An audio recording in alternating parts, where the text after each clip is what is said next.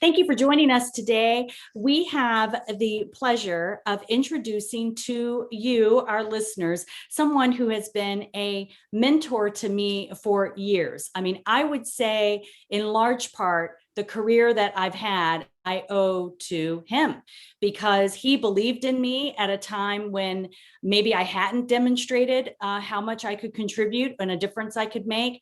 And I learned a lot by watching him navigate and lead a company that he was responsible for running in this industry at that time and invested in. So I want to introduce you to Jim Northrop. I'm going to share his bio as I read it so that I get his credentials well said out there versus just by my memory. So Jim has served as the principal of Winfield Consulting for the last several years, providing consulting services and counsel primarily focused on the direct selling, network marketing, multi-level marketing industry. Prior to founding Winfield, Jim served as CEO to several companies, leading them through turnaround and renewed growth. And prior to that, he had been involved with a CEO of a nutritional network marketing company. He also was the president CEO of a $400 million school fundraising business that operated for 45 years in the US and Canada, which successfully was sold to Time Inc. And he's also been responsible for a privately held direct sales company and helped turn it around for significant growth and profitable business. He's been involved in several different executive leadership positions of several brands you would recognize, such as J. Crew, which is where he and I actually first met, in the fashion jewelry brand Monet. He also was involved with Hallmark, General Mills, Quaker Oats, and he's got just a very strong educational background as well. Holds an MBA from Columbia University and a bachelor's degree from Brown University. He's the former chairman of the Direct Selling Association and has served more than 20 years on the board of the Direct Selling Association, as well as several other corporate and nonprofit boards. Jim, you've done a lot. I mean, when I read through your background, does it feel like you've done a lot? Because you've accomplished quite a bit. Well, it feels like I'm as old as I really am, Laura, actually, and thank you for all your kind words. I'm as old as dirt at this point, which is you get a lot of life experience if you live long enough. So, but thank you for the kind words.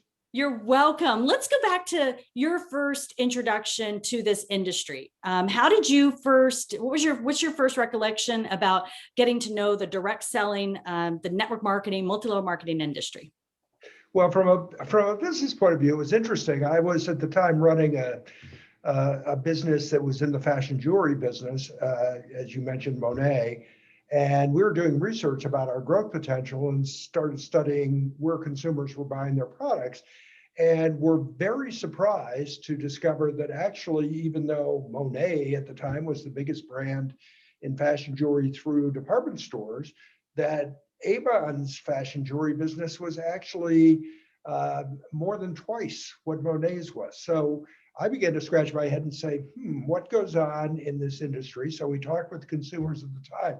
And what we learned, which I think is still very much a value of direct sales, is that the appeal was that a person was actually recommending to you what you would look good in and responding to what your real needs were. So it wasn't the sort of transactional base that you get in a retail environment, but rather person to person, somebody who really cared, and began to realize the strength of the direct selling model in that regard. So, yes, go ahead, Laura, sorry. so it sounds like that is what maybe inspired you to invest in this industry, or tell us about that. What made you? Well, actually, yeah, it was as with most things in life, Janine, it was an opportunity. There was a company that had been owned by a big corporate enterprise and had not done well under big corporate kind of management. And some friends and investors, along with me, decided that this was a company that had an enormous amount of potential. And it happened to be in the direct selling business. So I walked into this much blinder than I should have been about entering into what turned out to be a whole new business model. So I guess what I would say is I got into this business the old-fashioned way. I bought a company. Wow. That's a great way to get into it. And it turned out to be one of the best decisions of my life, both from a personal point of view and from an economic point of view. Great. And so you have been on the board of the DSA. Tell us more about the role of the DSA in this industry.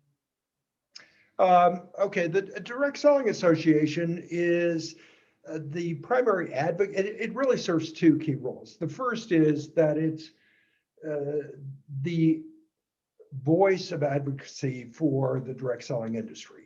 So it, in a variety of constituencies,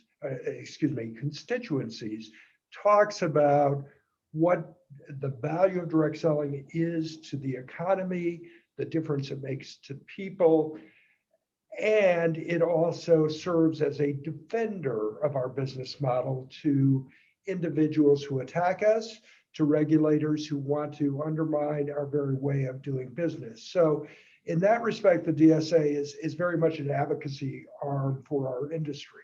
The other purpose it serves is collecting executives from the more than 300 direct selling companies that are in the US together to share their experiences and ideas and learn how to be better in terms of providing real opportunity, great products, and approaches to doing business that work very effectively for our literally hundreds of thousands of representatives across the US. Great. Yeah, I love the work that that organization does, and I often refer to the DSA.org as a resource for anyone that's listening to us. There's data sheets, statistic information available to help you form your own opinion about the market research and the legitimacy of this business model. So I encourage people to check that out. Speaking of that type of thing, what do you find is the most common misconception about this business? I think it's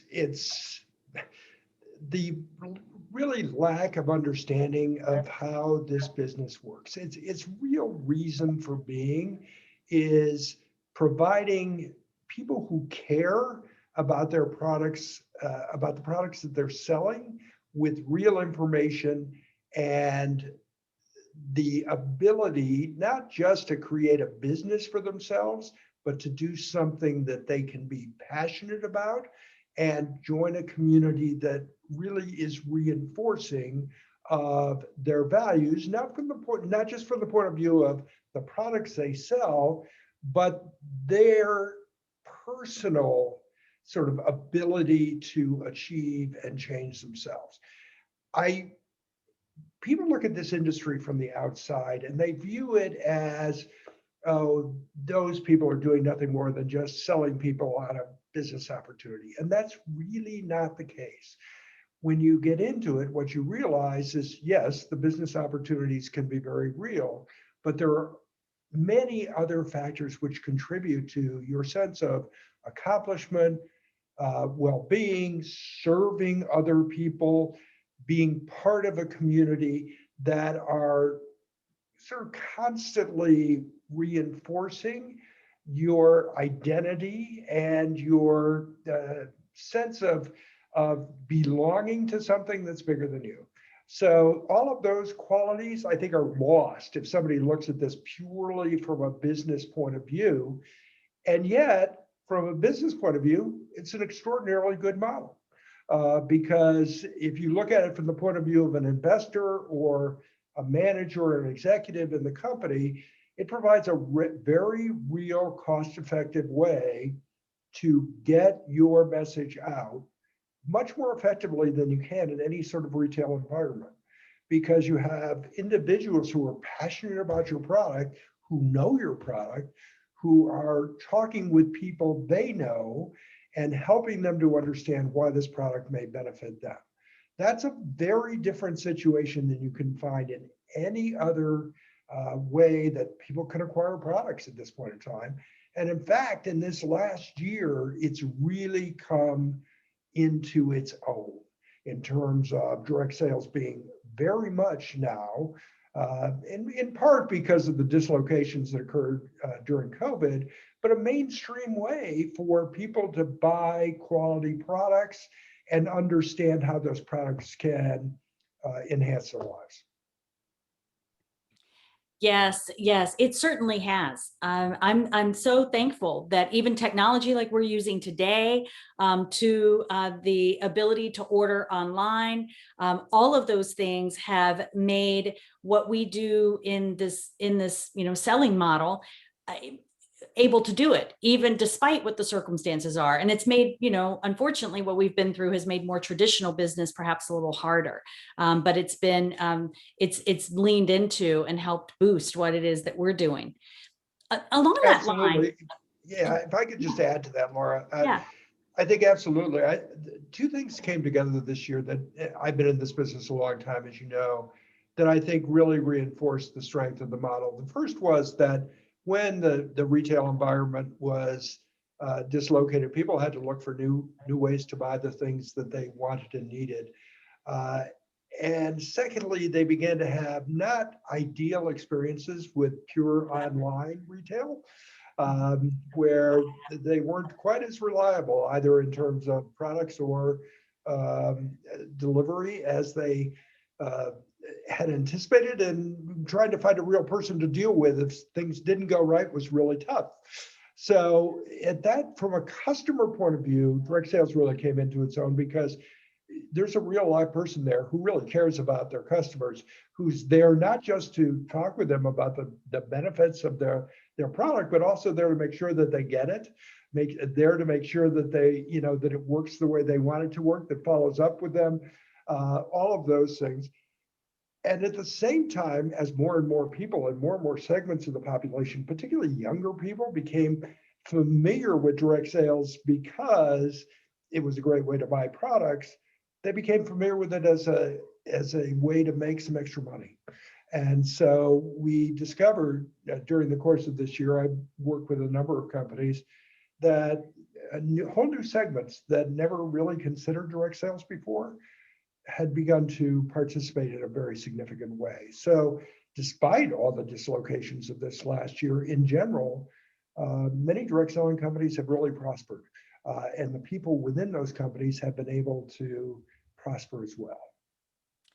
I love it that you shared that, and that you shared that, companies are looking as a way to diversify their channel to offer this kind of business model. It just helps bring that credibility to it, because so many people do not learn about this way of doing business in school or at university, although I know the DSEF has been actively involved in helping promote that.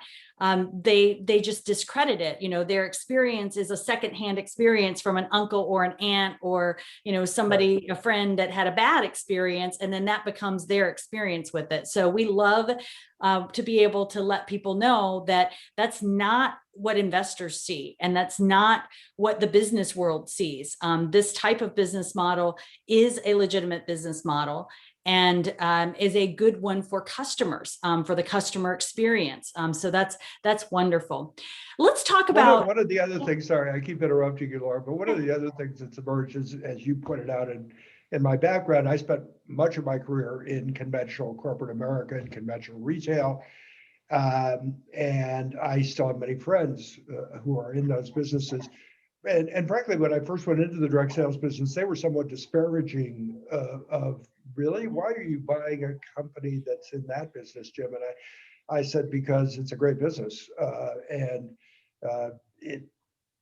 There was still lots of skepticism, frankly, on their part. In the last year, I've had more of them call me than you can even imagine, saying, could you explain this to me again? How does this work? Because as they're looking at environments where they're closing stores and they're unable to reach their customers, they're finally scratching their heads and saying, oh, So you can provide real customer service, and you have somebody who actually knows the product, who can sell it to someone.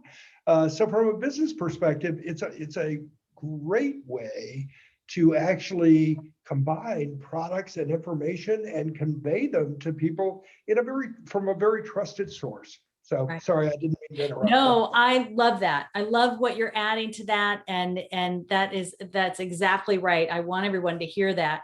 So let's go back to the role of the Direct Selling Association for a second. And let's just talk about many of the people that listen, including Janine and I, are field leaders. What is there from your viewpoint, that we as field leaders can do to be more responsible about, protecting and advocating for the reputation of this industry? Yeah, I think the most important thing is to be honest. This industry is not a get rich quick scheme. So making inflated claims about earnings, most people join our companies because they're passionate about the product, they love the community, and it's a way to make some extra money. And maintaining that sense of those priorities, if you will, is probably the most important thing we can do, because we get a bad reputation as an industry, uh, largely from people who make overstated claims about the earning opportunity or the efficacy of their products. So you just keep it honest, and you do this. You're selling your products to friends, and you are honest with them, whether that product is your products or your opportunity. Great. I love that answer. So what would you say to somebody that is considering getting into network marketing?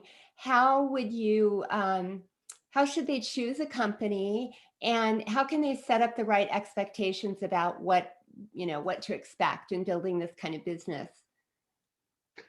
Okay, I think the two most important things to consider when you're choosing a company in big picture words is culture. That is, you like what you see in terms of the individual you're interacting with, and you like what you see in terms of the community, because that speaks volumes in terms of what the company is really about. And that isn't only in the field community, it's also the corporate community. So you want to make sure that it's a culture that you really want to be part of. Since I've been in this industry, I've heard dozens of times that people do this because it's way more fun than their day job, and they feel way better about what they're doing, and they get way more recognized for what they accomplish. Well, that's all culture. So be very, very sensitive to that culture, and frankly, avoid situations where people are overpromising, either about their product or about their opportunity. If it sounds too good to believe, it is. Uh, this is like any other business, and there have been many entrepreneurs who have been very successful in this business. There are also many people who do it because they make a little extra money and they want to be part of a community. All of those reasons are good reasons. But if someone is promising you the moon, be very, very skeptical, because getting to the moon requires a lot of work and a lot of commitment, and is not realistic, frankly, for every person who joins the business. Yes, thank you so much. That is important, and you really can get a sense for what the culture of a company is by not just the person you're interacting with, but we always encourage you to go check out and listen to some of the company live events. Many companies, even if they're not having in-person events right now, they have them online, and you'll get a real feel for what they value, what is a priority, and just whether trust your feelings about it, trust your connection Absolutely. with it, because it's what you're going to live with for the longest. So you want to be sure that that's something that you connect with. Hey, Jim, we love to wrap up with a couple of questions that are more for fun. One of them is, what is something that's making your life easier these days? It could be a gadget, it could be a book, a recipe, something. What are you loving these days? We're on it, Laura. Oh, Uh, Zoom, yeah. yeah, I frankly, had I contemplated a year ago, because it is just about a year since the lockdown started, that I would be spending 4, 5, 6, 7, 8 hours a day on Zoom, I would have said, isn't going to happen. But this has allowed me not only to continue with my business, our business, but it's allowed me to stay in touch in a real way with friends and family. So I have virtually nightly, this is probably not an accolade, but cocktail hours with friends and my kids and their families to just stay in touch. So it's really become my go-to thing. And having been someone who spent my life on airplanes, I'm not really looking forward to getting back into the airplane mode of life again.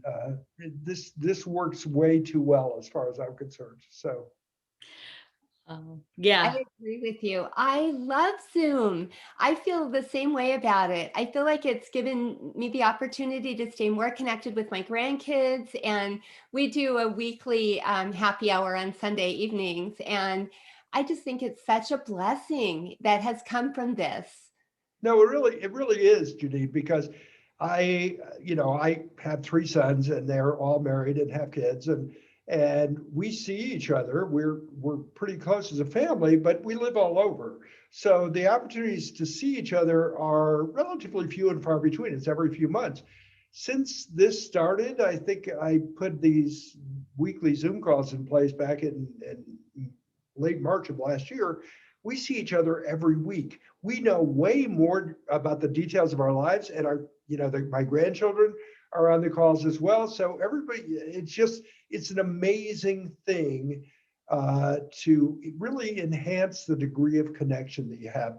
And interestingly, from a business point of view, as I worked with companies and watched them pivot after the pandemic started, in many cases, they were totally in-person companies, whether they were party plan or network marketing, and they were able to pivot very quickly onto this forum and similar forums to be able to not just continue their business, but actually increase their dollars per hour, because some of the downsides of packing everything up, going to somebody's house, all of those things are time consuming, and all of a sudden you were doing this and connecting with people from your own home. So I'm a huge fan. Not a shareholder, unfortunately, but a huge fan. Yeah, it's definitely made us more efficient for sure. So we like to close with this question. We know that people in this industry are big givers. What is something that you love to give back to?